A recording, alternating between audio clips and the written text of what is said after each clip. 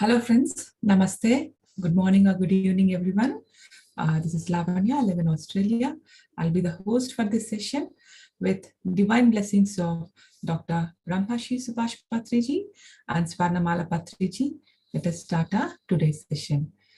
I would like you to welcome back to the Divine Breath YouTube channel, PSSM Australia, initiative of Pyramid Spiritual Society Movement. Please do subscribe the Divine Breath YouTube channel. So for the last 12 weeks, we are discussing the untold story of Sita, Vadina Mariam, narrated by our Pyramid Master, Surbhi Batra from Virginia, USA. So will be the last day, and I'm very excited what is going to be today and how the story is going to finish. So with this, I would like to welcome our Surbhi ma'am. Surbhi ma'am, over to you. Thank you, Lavanya ma'am. Welcome everyone. Good morning, good evening to everybody. Let's start our today's session. Where we left the story last time was Ajay was telling Ansuya how about her grandmother. We all know that Ansuya was our lady from the Sita Mata's maid from last birth, which was Meenakshi, and Ajay was the last birth, Kiran. So finally in this birth, they have met. So they were talking, and so Ajay says that Ajay is talking to Ansuya right now, and he says that the grandmother, struggled, but still she went down to the river every day before dawn, and before the day's work, because she was a single mother. Ajay's grandfather passed very early on in life, so she was a single mother. So raising a child was very hard, keeping income coming in the house. So it was very hard, but she still went to the river to pray for Sita Mata. Soon other women joined her, and by some time later, there was a lot of women from Ayodhya that would send good vibes through their meditation to Sita Mata. She had a great influence on me, says Ajay, that she influenced his life a lot. And even though the grandmother died very soon too, when Ajay was very young, he still remembers her very well. I remember my great grandmother. So anybody that has an influence, it doesn't have to that person doesn't have to be very for a long period in your life. Even if influential persons leave their mark even in a very short time. So he says, I remember her by her deeds, not by her words, by actions. That's why we say our actions should be, we should watch our actions, and we should watch our words, of course, but actions are more important. And she spoke very little. Like Patri sir also, he speaks very little. And grandmother spoke very little, but she was a living example to me. Ansuya is surprised and she's listening to all that. And she tells to Ajit, can you please tell me more about your grandmother's pendant? So then Ajit tells her the story about how the grandmother ended up getting the pendant. Remember, like Ajit's father was looking for some herbal medicines and Sita Mata was passing. And so Mata gave her the plants, healing plants. She said, you will not find them in the store. You have to go down the river. And so she gave the medicines. And so when the grandmother got healed, she wanted to come say thank you and to the palace, but the palace guards were not letting her in. So Sita Mata, when she found out, she ended up going to Ajita's grandmother's house. And so she was very overwhelmed with the love and affection that Ajita's grandmother had given her, the love and affection, the vibes that she needed, all the energy, good positive energy when she was in Ravan's place. So love, she said, is always a two-way channel. So she gave that pendant to Ajita's grandmother. That's how Ajit's grandmother ended up getting that pendant.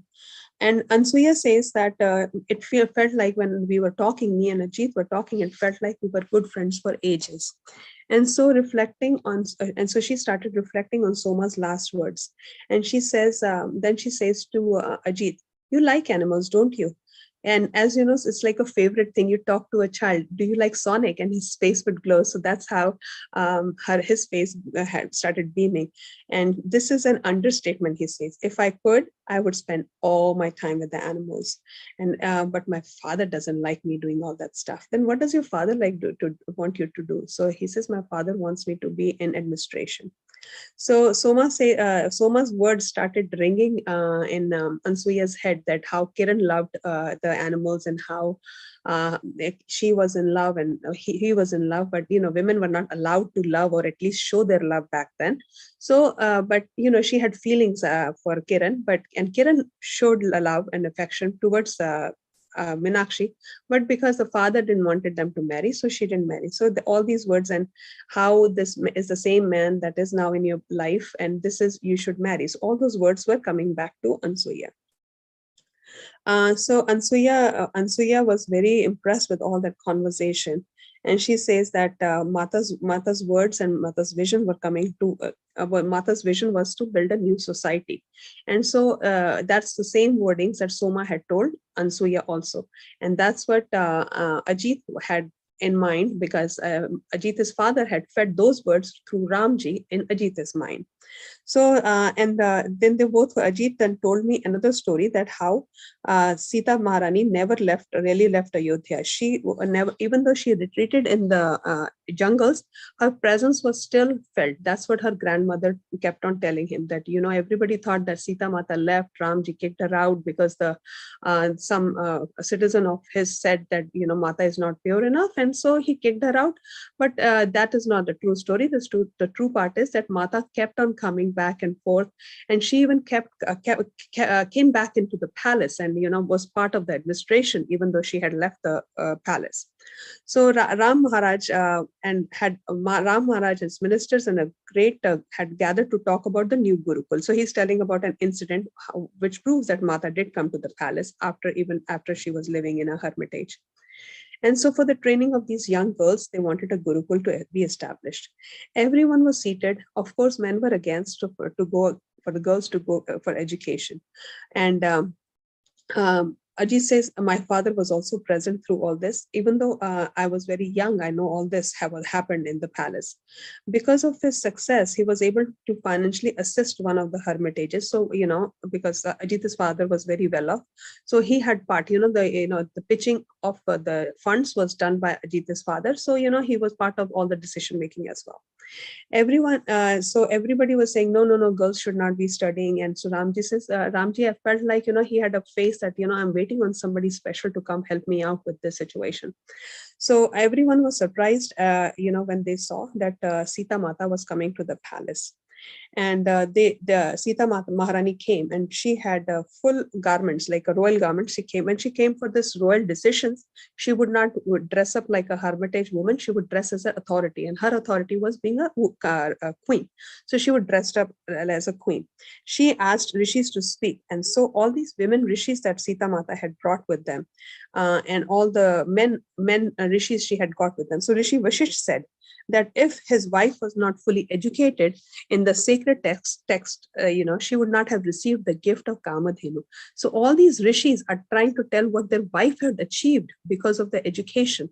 So they're trying to say, if your girls or your women in the society, girls, if we raise them educated, that's how society will be developing into a new society. So, and all these, the gift of Kamadhenu, and who fed so many times in need, had his daughters not been educated, they could not have created a beautiful world that helped me and helped their mother get rid of the despair of the loss of their sons. We heard all these stories. This chapter is basically a repeat, a summary of the whole book. Then sage Atri said that if his wife had not been educated in the sacred text, she could have never gained the entrance to the celestial world, and we would never have met river Mandakini. We would have never brought the river Mandakini to earth.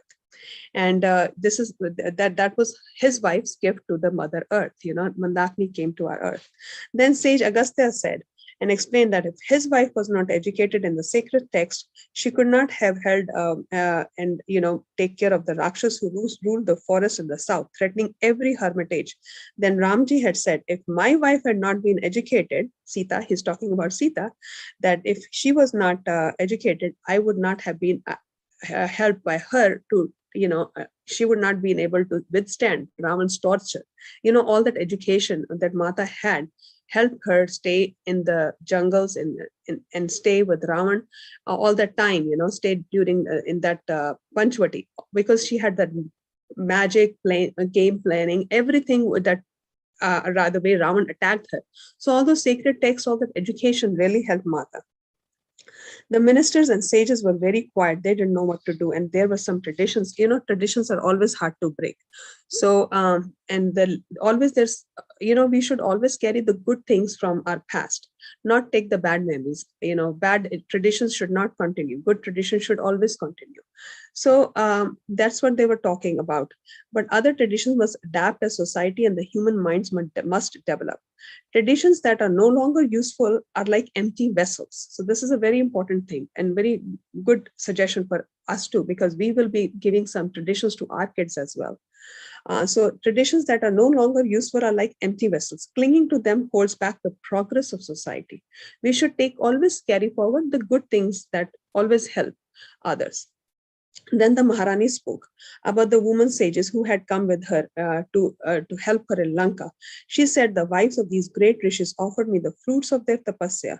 And tapasya was so intense. And this is how I could stay in Panchavati safely without any threat, because all these women, all these mothers, all these, they have given me all their energies. And mothers, the society was becoming so strengthful. We have to change that trend. We need the women to get educated. So Ansuya gets very excited and she says, you know what, I went to that Gurukul too, because Sita Mata was, so I'm kind of educated. Back then, if only 10 women are not educated and one woman is educated, she had oh, I'm a smarter one among them.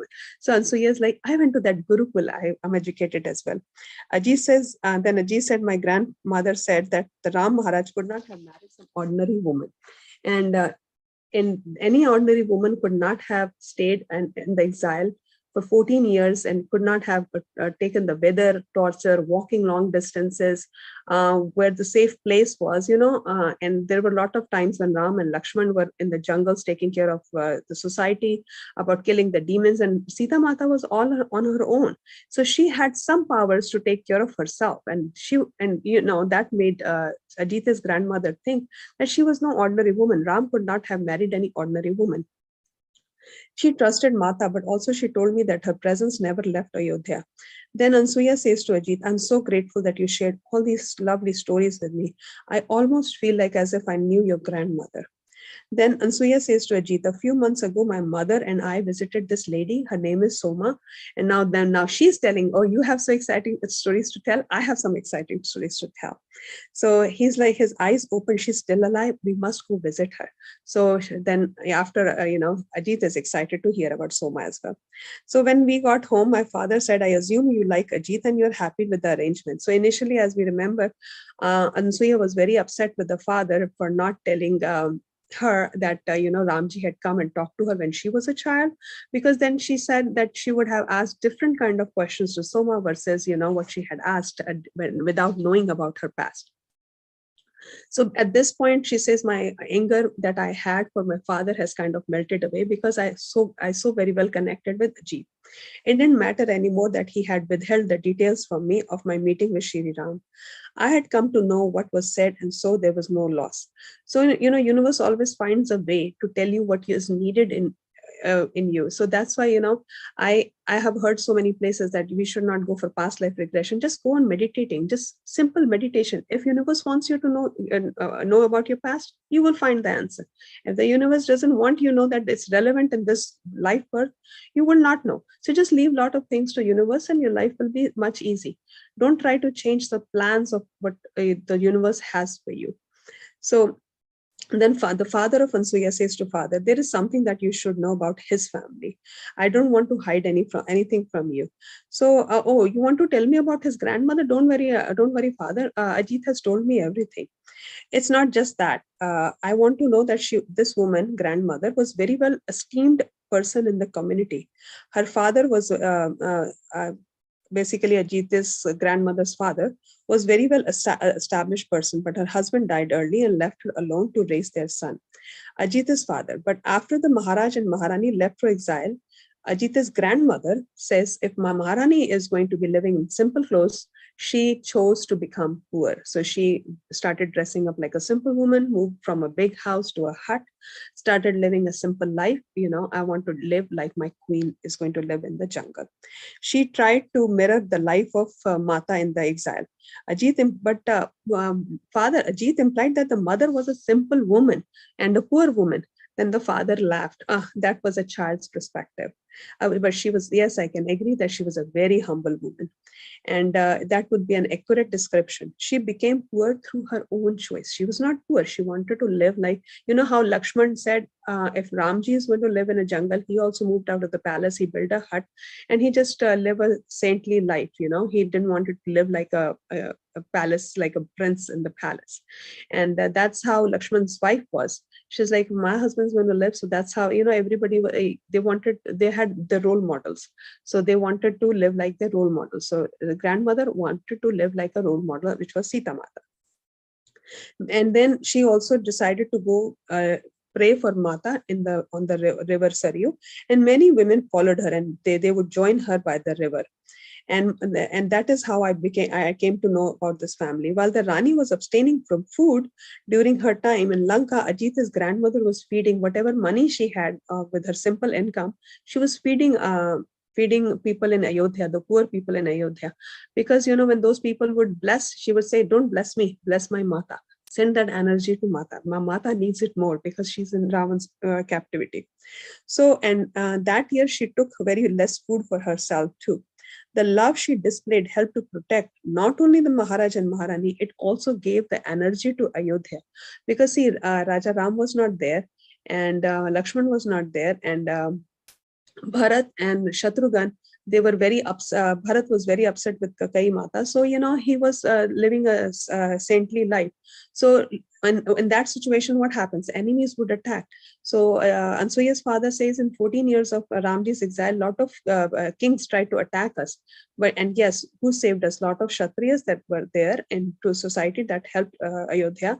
And even the brothers, took their part and, did their part and they defended Ayodhya and saved Ayodhya. But mainly it was also the powers and the good positive energies from Ajita's grandmother and all the women in Ayodhya that she had collected and saved Ayodhya.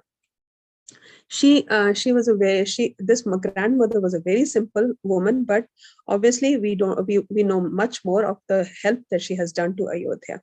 Then Ansuya says to Dad, so that's why you thought to arrange our marriage between our families. He says, yeah, kind of. But he also says that, the idea was implanted in my head through Raja Ram. When Raja Ram came to visit when you were young, 7, 8 years old, that's when Raja Ram suggested that I should marry you to this boy. And so Sudama was Ajita's father's name. So and then I asked Sudama, and Sudama says, yeah, even Raja Ram mentioned that to me too, that you should marry your son to this girl. So Raja Ram implanted in both the parents' minds that you should do it. And Ansuya's father says Raja Ram would never force anything. He would just give you an idea. And then it's up to you. If, as I said, leave it to the universe. So they would say, if Ramji suggested an idea and left it to the universe, if they wanted to meet or not. So, and that's how I thought that we should get you guys married. So the father also told Ansuya that in his last years, Shri Ram was fulfilling what Mata's intentions was. He took an interest in the lives of so many people in Ayodhya. People said that he learned through this form of how to take care of the society, how to take care of their citizens through Raja Janak. He put this all into effect on a large scale when Janak Maharaja had started in the smaller kingdom. So as I had mentioned, that Mithila was a place for education. And so Raja Janak was never acted like a king. He always acted like a father, as a loving role model to his people. And so he taught all this to Raja Ram when Ramji had gone to get married with Sita. So remember, he stayed there for a few days and he learned how to take care of this irrigation system. He learned a lot of things from Raja Janak, how to take care of the party, not sitting in the society, in the kingdom, in the palace, and just being, oh, I'm the king. He never expected anything to be done if he could not do it himself. He was a role model. And role model doesn't have to just sit in the palace. He used to show them how the work is done. And that's what got, that idea was implanted in Raja Ram through Raja Janak. Ansuya says, due to my father's plan, the plan of meeting with Soma kept on getting, so they wanted to go back and meet with Soma. But this time, the father also wanted to go meet with Soma. And because he was a busy person on his job side, on his administrative side, the plans kept on postponing. But then there came a day that Ansuya says, you know what, I am going to go with Ajit and mother. You stay and we'll plan another trip with you. So finally, when they went, as they entered the forest path, we encountered a ascetic, a rishi, walking through that opposite direction, leaving the area where Soma lived. He stopped us. This is a very important part of the story. Are you looking for Soma? He asked. My mother nodded. Yes, we are looking for Soma. She's gone. Gone where? She's gone home. No, she can. She's gone back to her house, Mithila. No, lady, her true home. Seeing our confused faces, he continued. It was a few days back when I heard Mata's voice calling me to hurry to Soma. So that Rishi, that saint, is telling Ansuya and the mother that a few days ago, I heard that Mata's voice was calling me to go help Soma. So I came to help Soma.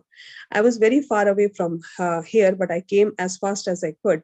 As I entered the forest, I saw two beautiful women approaching me. They were very lavishly dressed, and I thought it's odd to find two pretty ladies in the jungle so lavishly dressed. But I just didn't know. And then I didn't understand. I didn't think of much of it. They stopped when they reached me, and the woman who was leading the path, other one said, Putra. Putra was Hanumanji's name given by Sita. So that out of the two women, what the Rishi was approached by one of the women as Putra. You won't find Soma there. I have already taken her. So Sita Mata had already taken. So Hanuman. So this, you will find out later that this Rishi is actually Hanumanji in a form of a Rishi. And he is guiding Ansuya and her mother that Soma has left her body, and they were confused. So he's telling them, how did I find out? I felt like Sita Mata is calling me that I should go reach Soma. When I came here and I didn't find Soma anywhere, all I saw was two pretty women lavishly dressed. And when I was looking for Soma, and one of the ladies came up to me and she says, Putra, you will not, Putra means son, Putra, you will not find Soma. I have already taken with me. And so Soma, that saint says thank you to Pranam means thank you to those women. Not realizing what he had heard, he just continued to look for Soma in Soma's hut. I had not gone far when I suddenly it hit me. That was Sita Mata was talking to me. So the Rishi didn't, when Sita Mata was literally right in his face, Hanumanji didn't recognize her pure soul. So he says, it was Mata and Soma I had seen. Those two pretty ladies was Mata and Soma. I turned and ran back to find where they had been, but there was no sign of them. In their place, I found Soma's aged body lying on the ground with no life in it. Tears came out of my and I spoke. I said, Mata, how could I not recognize you? But then his face brightened and he added, she did not want me to recognize her, for I would have fallen at her feet and begged her to take me as well. So this is why Mata always, as I said, universe always is a plan. So Mata did not wanted Hanumanji to recognize her. If she wanted, she would have come in a true form. Why would she have to change her form? Because she knew if she showed the real form, Hanumanji would not want to stay and carry on their life plan. So, and would beg him to come with, take him along too. So that's why she didn't come. I have to remain in this world to spread the love to every being and to serve all in the name of Ram and Sita. With those words, when Pranam to us, Ansuya says that man also disappeared. And my mother was frozen. I was frozen. I did not know. I burst into tears at the realization that Soma has left the body. When my mother could, felt like she's coming out of a frozen situation, my mother says, run, find that Rishi, find that saint. That was Hanuman. So now what situation was happening to Hanumanji is happening to Ansuya and the mother. And then so now Now she is running after to find, but Hanumanji is nowhere to be found. Do you realize that the great, so Mata, then Ansuya's mother tells her, do you realize the great blessing you just had? And she says, no, I don't know. And she says, that's Soma's love for you. And Ajit, finally, she could not be there to come and bless you and Ajit. She sent Hanumanji to bless you and Ajit. And mother says, then the mother of Ansuya says, he was the one who came that last night to Soma's hut and brought you fruit. So he had also, Hanumanji had visited them last night also to come bring them fruit. Do you remember? My mother asked, I said, no, but that person was not as tall as this person. So Ansuya's mother is trying to tell Hanumanji can take any form. He doesn't have to be in the same form. Then mother also tells him he can always change his size, his figure and everything. I only recognize by the glow on his face, because all these when we also even the humans, like Patri sir we don't recognize the glow, but if two people are on the same platform for meditation, they can recognize each other's glow. So the mother says, Ansuya's mother says, I could only recognize with the glow that he had on his face that told me that he was Hanumanji. Did you feel that wave of love that spread over him as he hurried away? That is the sign of his presence. My mother wiped my tears and said, Shri Ram and Mata Sita gave you a great gift today. It was so much time to go, and we should rejoice with her. Whatever questions you had were meant to be answered. You already got your answers, either from Soma, either through Ajit, either from me or your father. Whatever the universe wanted you to hear, you already got your answers. Instead of seeing Soma that she's gone, instead of that, take the love that he wanted, that Ramji and Sita wanted you to spread, and then Hanumanji came to bless you. Take all that love from all these three great people in your life and spread it over us and let it grow in your heart. So that's a very good, I know it's very sad when some family member, and Soma was more than a member to her, family member to her. So her mother is explaining, get over the sad part and feel the love that you have been blessed for Ajit. Ajit was deeply touched by what he heard, but I was still suffering from the news of Soma's departure. Ansuya felt like she lost a family member. I went to her hut and she sank down in cushions that cried and she touched. And this is the cushion that Soma used for her meditation. I only want to see you one more time. I just only found you and now I lost you. I was hoping that, you could be there and you will remind me more about my past. Ajit came and saw me crying and asked that she meant a lot to you, didn't she? I can't explain my feelings, she told me. There's something about my past. I wanted to learn more about my past. Ajit then said, did I tell you the story? So Ajit has a way of calming Soma down. Every time Soma, she feels that Soma can easily get distracted by the story. And so now, Ansuya can get distracted by the story. So he feels that this is a time for another story when Soma's death news is bothering Ansuya so much. So he's like, did I tell you about the story? And she's like looking up, now you really think it's time for the stories? And Ajit says, yeah, let me tell you one story. He just ignores her look and he says, let me tell you the story. Towards the end of his stay on the earth, our Maharaj was visiting many of the homes, meeting the children. I suspect he was seeing the future of Ayodhya. He came to see my father as well. And he asked to meet his children. So now Ansuya has already told Ajit how Raja Ram came to her house and suggested and how the conversation happened. So now Ajit is telling Ansuya how Raja Ram had come to his house. And so we were three boys, three brothers. My father presented us and Ramji told my father, this child of yours must go into the administration. He will look after. So Ramji had decided, he knew if Ajit goes into the administration, he'll end up taking care of the animals in the jungles and there in the forest area. And that was again a suggestion by Raja Ram to Ajit's father.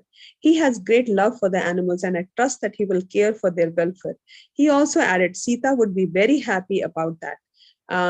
Ajit says that he doesn't remember, but his father had said this story so many times as if he wanted to sketch it in my head, in my memory forever.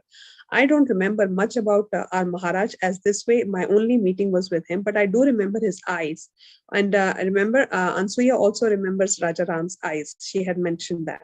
They were unlike any other eyes. I've never seen the eyes like that.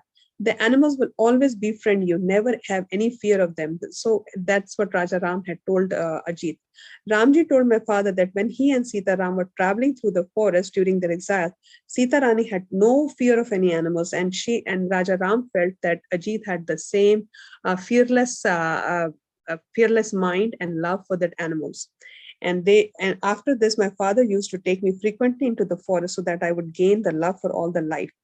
And he thought that the love, if I he opens my idea, my brain, through that nature, I would love the animals more. But Ajit says my father didn't know any better, that I was born with that love. So Ansuya knows about Ajit's past life, but Ajit doesn't know that why he loves animals so much. Then Ajit also tells to Ansuya, the past has given us the present. Ansuya, and we should accept our presence. Whatever knowledge we gained in the past is somewhere locked in our memory. We should only look ahead and believe what is good and move forward. Shri Ram was doing what he visited when he visited our homes. He was sowing the seeds of the future. And so they got married after they came back. And Ansuya says, I lived many happy years with my husband in Ayodhya. We had 4 beautiful daughters and no sons. And with the birth of each daughter, we brought her to the sacred Saryu River. And I felt like every time we brought our daughters to Saryu River, we were seeking the blessings of Sita Mata as well. And the kingdom of Ayodhya was flourishing under the guidance of Maharaj Love and Kush. Ajit spent his time traveling the forest of the kingdom, making sure the expansion of human settlements was not affecting the animal life. That was the major concern, even for Sita Mata, when the humans were cutting trees. So, one of the part of Ajit's job was that the balance has been maintained. If they're cutting trees in one place, they're planting more on the other side. So, the balance has been maintained. Then Ansuya says that Soma had also told her that then one day she tells him all about what Soma had told about Ajit's past life. And then she tells him about who Kiran was and how she wanted to marry, and he wanted to marry, and about the Meenakshi's past life. And so Kiran's life. And so Ajit basically knows about his past life at this point. I was able to follow Mata to Ayodhya. Then she told me that I should marry you, because that was Mata's desire. And so I'm so grateful to Mata and Shri Ram that they brought both of us together. I think they arranged so much more than we know. Ajit was shocked at first why Ansuya didn't tell for so many years. But finally, he was at peace to know that I served in Mithila and was known to Mata. So the idea that Ajit finds out that they both were in Mithila serving Mata brought a lot of peace to their mind. Many more years passed, and my daughters were well married. Ajit had left his physical form. I was quite old, but even every day I would try to go to Saryu River. I found a quiet spot, sat down. The words of Mata Sita came back to me one day.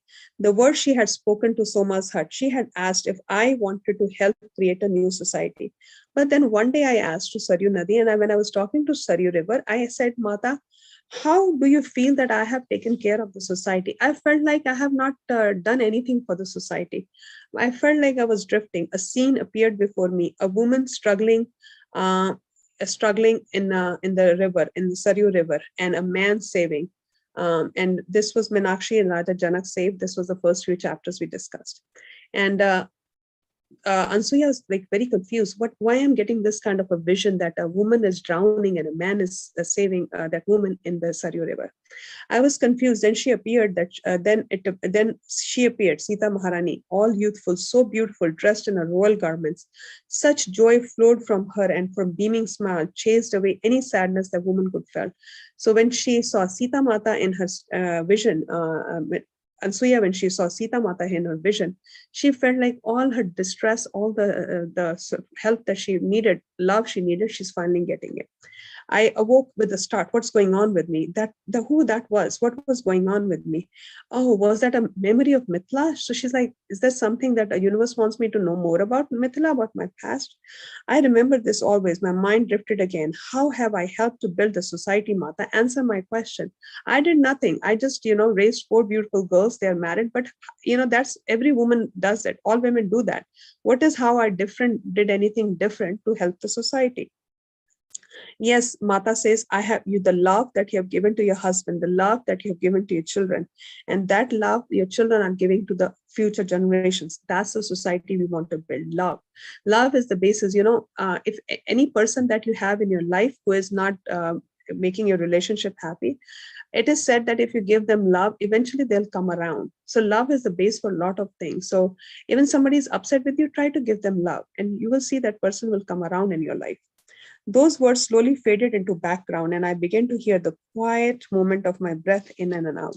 I heard the gentle lapping of the waves rising up and sinking my breath. I felt like my breath was synchronizing with the water. And then came a point where I could not figure out the difference between my breath and the difference between the wave rising up and down. One more life falls away, but all that was learned, all that was loved, continues helping to frame and guide the new life that had emerged. I look behind and see a long trail of lives stretching back to beyond when what the mind can conceive. I love you, Mata. I love you, Mata. That was it. And so yes, leaves the body too. So thank you everyone for listening to this beautiful book. Thanks for being on this journey with me. I will really miss you all. Looking forward to seeing you all again sooner. We never should say alvida. We will meet again. And if you guys have any questions on today's sessions or any comments or anything you want to say, how can I improve this for my future sessions, please let me know. Thank you again. Thank you, Surbhi ma'am. As usual, it's a wonderful session. So Thank you. like, yeah. And today it's like everything, it's like you have reconnected again to the past and we're coming back. So everything is narrated very well. So I like that part. Like you always connect the dots again back and forth. So that's really brings like, even if the audience does not know, you just give a recap of what had happened. So it's like, that's a really I learned that from my 8-year-old aunt, because she was the first person that I narrated the story to her. My Masi. Masi is the older sister of the mother. That's how we say Masi. So this book I narrated, and at 80-year-old, you forget who was the character. So I would say, connect. And I'm like, okay, I think we need to repeat. And especially when we have sessions once a week, everybody's busy in their lives. So if we connect the dots, the person who's listening to the story feels connected. And I want that connection to be made. That's only how they will enjoy the story. Yes, 100%. Yes, sometimes like it skips from our mind. So it's like it's a good way to bring back the audience to what is happening. Yes. Thank you so much, ma'am. Any other wants to share your feedback, Masters? Thank you, Sandeep, sir. Thank you for kind words. Thank you, Surbhi. I'm glad I joined today. I would have felt really guilty if you had not joined. I was like, last session, Surbhi forgot to text me. Thank you for joining. Yeah, it was wonderful. Finally, I was able to finish the story. I have heard before, but it was from right beginning to end. So it was really nice. So now I have all the stories on my mind, but still I want to listen it again. Yes. I'm glad Lavanya is recording everything. Whoever wants to say, oh, we missed the session, here's a recording. Yeah. Thank you so much. Thank you. Thank you, dear. Thank you, Sushma ma'am. Thank you, Varaji. Thank you, Vara sir.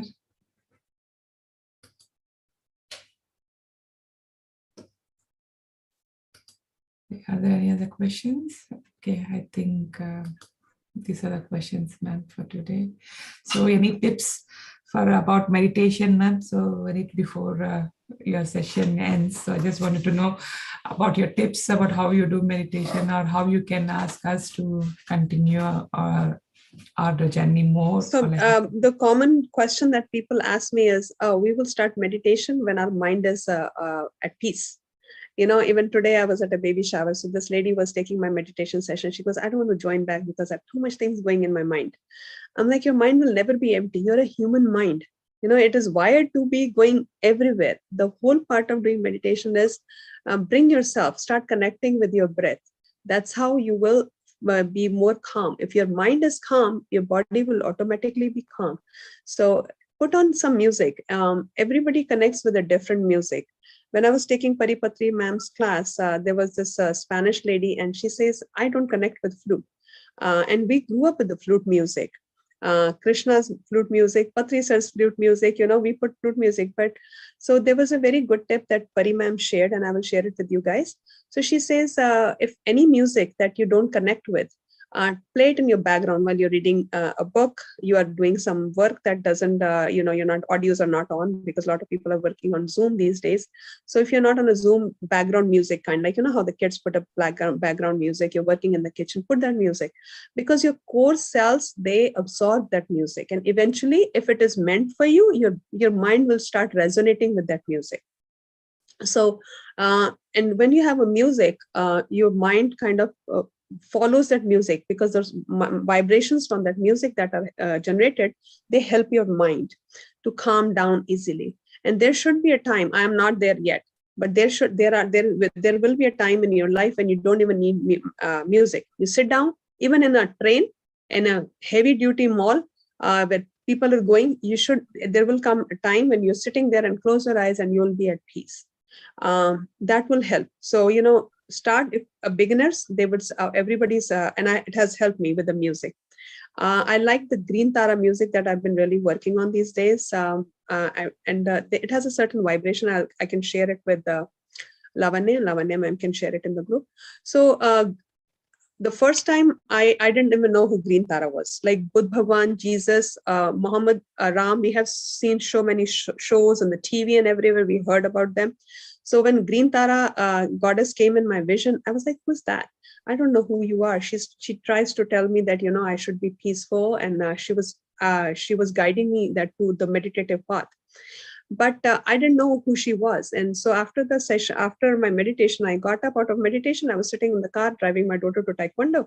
I said, sweetheart, can you just check who Green Tara is? Is there a goddess or is my imagination? So apparently I found that there is a goddess named Green Tara.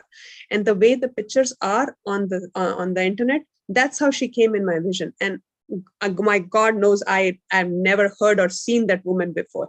And it's not like the Sita or Krishna is dressed up. It's totally different pictures. And so I Googled more about her and the music and everything. So whenever I'm stressed, I use that music. I can send you two links. One is a 1 hour music, and the same version, I have a 30-minute music. So however time duration you have. And it says in Buddhism, Green Tara, it guides people to spirituality. So that's one music that I really like. And Om Padma music also I like. So, you can pick any music. You don't have to pick what I like. You can pick whatever resonates with you. That's really important, because you are different. Every person is different from each other. We do not know two people are alike. So find a way, the music that resonates with you. That's the way you can you start your meditation journey. And once you come to the point, you will not need music, and then you can just sit down and meditate. Just keep on, your thoughts will keep on coming no matter what. The way when people say, oh, my mind is busy, when my mind is empty, then only I'll start meditation. No, then you don't need meditation. Your mind is already empty. You're doing meditation to calm your thoughts down. You never fight with the thoughts. And whenever your thoughts are coming, don't fight with their thoughts. Why are you coming? Leave me alone. No, don't say that. Just go with the flow. I hope I answered your question.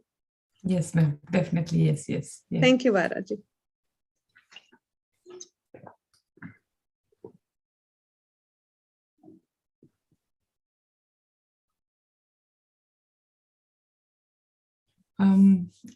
Yes, Manoj sir. So we will be starting from next week. We will be getting the messages from Mother Earth. So she's a young girl who is 22 years old.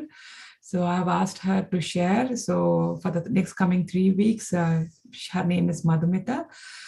She gets the messages from Mother Earth, and she is auto-writing messages. So she's going to share those messages in the upcoming next 3 week sessions. Thank you for asking this question. Beautiful. Yeah, she's a very young girl, ma'am. So she's 22 years old, and she has got a very beautiful. I have heard her one of her session. It's like everything from the Mother Earth connected, and she gives much on the love with the animals and about everything. So it's like beautiful. So I thought I'll just get information from her. Yeah. Thank you, Surbhi ma'am, for this wonderful journey. And I look forward again to host sessions again with you for our Definitely. upcoming books. So I don't Yes. want to say bye as of now. I want you to say like Yes. take a We will short break. meet again. Yes. Take Yeah. a short break. Yes. Yeah. Yes. Thank you, everyone. Thank you. Thank you. Thank you. Love you all. Thank you for being with me with this beautiful journey. Thank you, Lavanya ma'am, for everything. Thank you, Surbhi. We love you too. Thank you so much for your time and for your efforts.